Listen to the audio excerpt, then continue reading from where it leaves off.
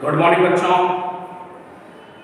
Online class के इस दौर में सभी का स्वागत।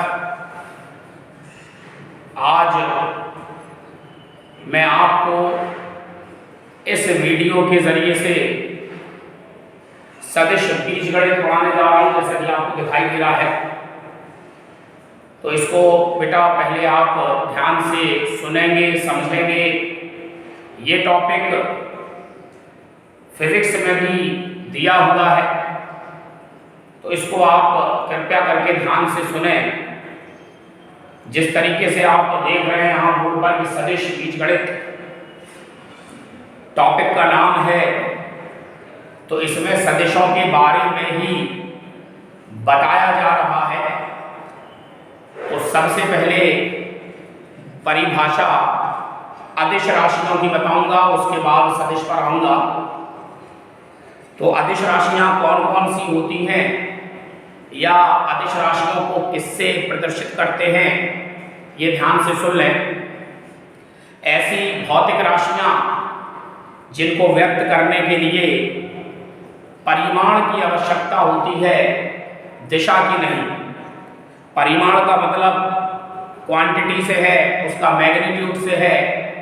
तो परिमाण की तो जरूरत पड़ रही है, लेकिन दिशा की नहीं, तो ये अदिश राशियां कहलाएंगी। इसी क्रम में दूसरी भाषा सदिश राशियां, ऐसी भौतिक राशियां जिनको व्यक्त करने के लिए परिमाण के साथ साथ दिशा की भी आवश्यकता होती है, सदिश राशियां कहलाती हैं। ऐसी भौतिक राशियां जिनको व्यक्त करने के लिए परिमाण के साथ साथ दिशा की भी आवश्यकता होती है, सदिश राशियां कहलाती हैं। क्लास 10th में भी ये आपने पढ़ा हुआ है। तो सदिशों से ही सदिश को ही आगे बढ़ाने के लिए यहाँ पर सबसे पहले आप सुन लें कि सदिश में सदिश राशि को कैसे प्रदर्शित किया जाता है। कोई भी सदिश राशि होगी तो इसको अगर ए इसका सिंबल है तो इसके ऊपर एक वेक्टर लगा होगा। जैसे एग्जाम्पल के तौर पर बल को F से प्रदर्शित करते हैं और बल एक सदिश राशि है, इसलिए F के ऊपर वेक्टर लग जाएगा। इसके बाद जो वेग है, वेग भी सदिश राशि होती है, इसके ऊपर V के ऊपर वेक्टर लग जाएगा। तो सदिशों को इससे प्रदर्शित किया जाता है। पहली एक्सरसाइज बड़ी आसान है, इस एक्सरसाइज को ध्यान से समझें। इस एक्सरसाइज में एक्सरसाइज 10.1 में शुरू करूंगा। एक्सरसाइज 10.1 क्योंकि समय की कमी है और जो एक्सरसाइज काफ़ी है, तो NCERT वाला जोन आपको पढ़ाया जा रहा है, जिससे आपको फ़ायदा मिल जाए।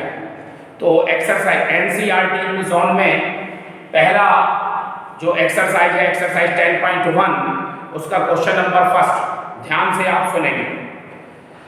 उत्तर से 30 अंश पूर्व में 40 किलोमीटर विस्थापन का आलेखीय निरूपण करना है। सबसे पहले दिशाओं के बारे में आप सुन लें, समझ लें। दिशाओं को जब निरूपित किया जाता है तो इस तरीके से ईस्ट, वेस्ट, नॉर्थ और साउथ, पूरब, पश्चिम, उत्तर और दक्षिण, इस तरीके से दिशाओं को निरूपित किया जाता है। पहले क्वेश्चन में एक वेक्टर का आलेख खींचने को आया है, जो कहा गया उत्तर से 30 अंश पूर्व में 40 किलोमीटर के विस्थापन का आलेखीय निरूपण करना है। इसी दिशा का हम यहाँ पर इस्तेमाल करेंगे, उत्तर से पूर्व की ओर। ध्यान से आप देख सकते हैं जो नॉर्थ डायरेक्शन है ये है, और पूरब इस तरफ को है। तो यहाँ से 40 डिग्री एंगल पर कुल मिला के यहाँ पर सही से आप चित्र बनाएंगे। ये ईस्ट, ये वेस्ट, ये नॉर्थ और ये साउथ। जो विस्थापन है बेटा, विस्थापन वो है 40 किलोमीटर। तो पहली बात तो 40 किलोमीटर की आप लाइन खींच नहीं पाएंगे, तो एक उचित पैमाना मानना पड़ेगा, जो भी आपको आसान लगे। माना 10 किलोमीटर इक्वल 1 सेंटीमीटर, क्योंकि आलेख बनाने के लिए, रेखा बनाने के लिए आपके पास स्केल होगी, सेंटीमीटर स्केल। तो हमने उस हिसाब से मान लिया 10 किलोमीटर में 1 सेंटीमीटर, तो 40 40 किलोमीटर में 4 सेंटीमीटर होगा। तो यहाँ चांदे की सहायता से यहाँ से इस रेखा से उत्तर वाली दिशा से 40 अंश का कोण चांदे की सहायता से बनाते हुए एक 4 सेंटीमीटर लंबी रेखा आप खींच लें। ये यहाँ से यहाँ तक इसकी लेंथ 4 सेंटीमीटर होगी, लेकिन इसको लिखा जाएगा 40 किलोमीटर और ये एंगल जो है 40 डिग्री का है। तो ये पहले क्वेश्चन का हल आपके सामने आ चुका है। इसके बाद क्वेश्चन नंबर 2 और क्वेश्चन नंबर 3 अदिश राशियां सदिश राशियां आप पढ़ चुके हैं, परिभाषाओं में भी मैंने आपको अभी बताया था। तो उसी हिसाब से क्वेश्चन नंबर 2 और क्वेश्चन नंबर 3 को आप कंप्लीट करेंगे। उसमें सिर्फ सदिश राशि और अदिश राशियां छांटना है, देखना है। क्वेश्चन नंबर 4 में एक आकृति दी हुई है और उसमें सदिशों के बारे में पहचानना है। क्वेश्चन नंबर 4 है, एक शेप दिया हुआ है, इसमें कुछ वेक्टर काम कर रहे हैं और वेक्टर ये जो है ए बी सी डी ये चतुर्भुज दिया हुआ है और इसमें वेक्टर ए वेक्टर बी से बी डायरेक्शन में है और वेक्टर बी से सी डायरेक्शन में है और वेक्टर सी डी से सी डायरेक्शन में है और एक लास्ट वेक्टर यहाँ पर ए से बी डायरेक्शन में है, इसको वेक्टर इन्होंने डी कहा गया। अब इन्होंने यहाँ पर 3 पार्ट दिए हैं और कहा गया सह आदिम समान और संदेह परंतु जो है असमान।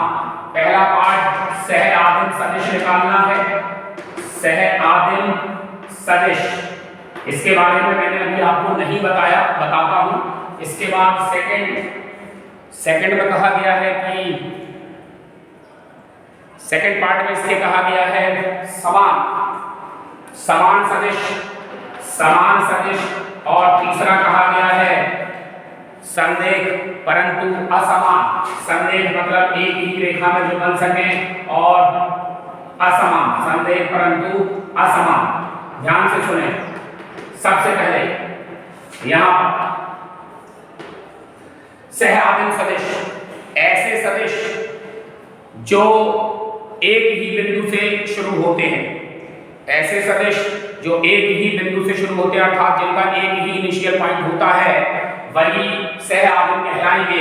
आप बिंदु ए पर देख सकते हैं, शीर्ष पर ए से बी डायरेक्शन में एक सदिश है और ए से ही बी डायरेक्शन में है, तो ये ए और वेक्टर बी सह आदिम सदिश होंगे। समान के लिए मैंने भाषा में बताया आपको, ऐसे सदिश जो जिनकी दिशाएं और परिमाण दोनों बराबर होते हैं, तो दिशाएं और परिमाण दोनों बराबर देख सकते हैं बी और डी, ये समांतर है, दिशाएं एक ही हैं और ये बराबर भी हैं क्योंकि ये वर्ग के हिसाब से बने हुए हैं। वेक्टर बी और वेक्टर डी समान हैं। इसके बाद संदेह और असमान, दिशाएं अलग अलग होंगी, जस्ट अपोजिट डायरेक्शन में जो सदिश होंगे वो संदेह सदिश कहलाते हैं। आप देख सकते हैं ए और यहाँ पर जो है आप देख सकते हैं यहाँ से ये वाला, इसमें शायद एरो गलत लगा हुआ है जी, इसमें एरो गलत लगा हुआ है, इसका एरो इस साइड है। यहाँ पर वेक्टर ए से बी डायरेक्शन में है और ये सी से डी डायरेक्शन में है, इसलिए वेक्टर ए और वेक्टर सी ये जो है असमान सदिश होंगे और संदेह कैटेगरी में आएंगे। इसके बाद क्वेश्चन नंबर 5 में देख सकते हैं आप, ओरली क्वेश्चन है, वहां पर निम्नलिखित का उत्तर सत्य और असत्य के रूप में लिखिए। पहला पार्ट ए और -a संदेह है। एक वेक्टर ए, अगर वेक्टर ए इस डायरेक्शन में है तो निश्चित सी बात है -a जस्ट अपोजिट हो जाएगा। मैंने कहा अगर उनकी दिशाएं बिल्कुल अलग अलग हैं, मतलब जस्ट अपोजिट, अलग अलग का मतलब जस्ट अपोजिट, तो वो संदेह कैटेगरी में आएंगे। तो पहला वाला पॉइंट सत्य है। दूसरे वाले पॉइंट में दो संदेह सदिशों का परिमाण सदैव समान होता है। दो संदेह सदिश एक ही जिनकी दिशाएं हों या अपोजिट दिशाएं हो सकती हैं, उनके परिमाण सदैव समान होते हैं, ये बात ठीक नहीं है। परिमाण अलग अलग हो सकते हैं, कम ज्यादा हो सकते हैं, उनकी दिशाएं विपरीत होंगी। इसके बाद तीसरा, समान परिमाण वाले दो सदिश संदेह होते हैं, ये भी पॉसिबल नहीं है कि ऐसे सदिश जिनका परिमाण समान हो वो अलग अलग दिशाओं में हो सकते हैं।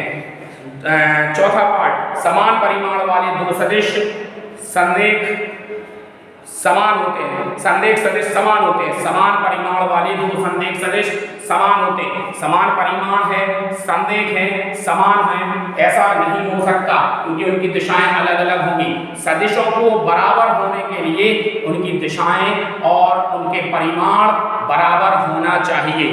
फिलहाल पहली एक्सरसाइज इस वीडियो में खत्म हुई है। इसको उम्मीद है आपको समझ में आई होगी। इसको आप अपनी कॉपी में ज़रूर लगाएं। इसके बाद अगले वीडियो में आपको एक्सरसाइज 10.2 के कुछ क्वेश्चंस दिखाई देंगे। धन्यवाद।